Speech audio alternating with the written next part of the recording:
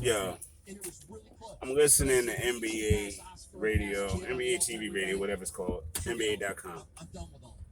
And they having a wildly comical conversation about Russell Westbrook. And I mean, dude, he really is a very different point guard. I mean, he's freaking outstanding. I mean, 20 plus assists, 20 plus rebounds. I mean, yo, you can say what you want about Russell, but anybody saying Russell is not dope is lying. Now, again, I'm not sitting here saying, he's the second best point guard of all time. This era got too much worried about all time. You know what I mean? But it's just too much of what they worried about. You know what I mean? About being all time. Look, he could be the greatest of now or one of the greatest of now, and that's wonderful for anybody. You know what I mean? But the one thing that does irk me about these quote unquote GOAT conversations is when you start interjecting rings, because that is actually, honestly, one of the most irrelevant things to add to it. It is, I really get annoyed when people put, you know, a team goal and team success onto an individual jump off. It's individual, fam.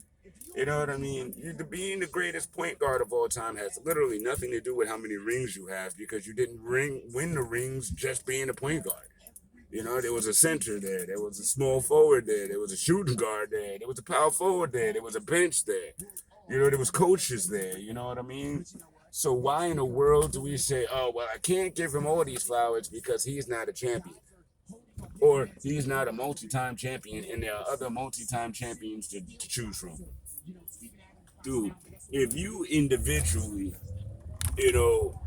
are doing amazing things, keeping your team relevant, etc., you just ain't able to win because your GMs never gave you the firepower to do so. That's not on you, and that should have nothing to do with your individual accolades.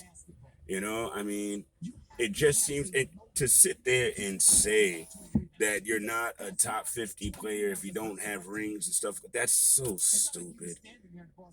I mean, at least our veterans, our elders had the understanding of basketball to know that their legacies were not necessarily tied to a ring, because it takes more than you to win the ring.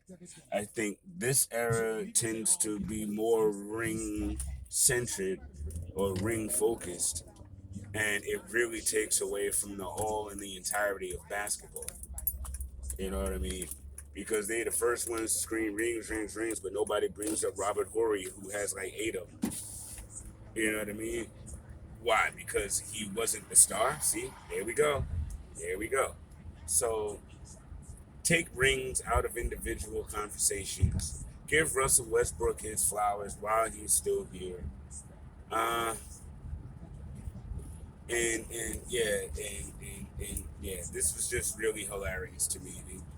Antonio Daniels and him, and having this conversation.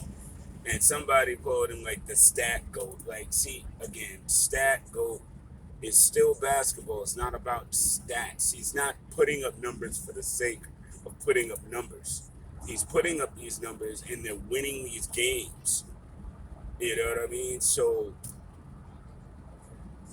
all I know is whoever in the playoffs don't want to face him and Bill. Not first. They don't want to face that. Mm-mm. In a series, mm-mm. But that's why this whole playoff joint is so hot, and that's why this playing tournament is dope, and I want them to keep it. And I don't care if my Knicks end up in it next year or something like that. That's not the point. The point is to keep entertaining basketball until the season is over, and they're doing that. So there you go. All right, Famzilla. Now, I might not actually publish this today. I did 2 videos yesterday. I may not do another. I might just let this out, or even bring this up tomorrow on the show. I might actually do that. So we'll see. But thanks for watching. Thanks for listening. I always appreciate you.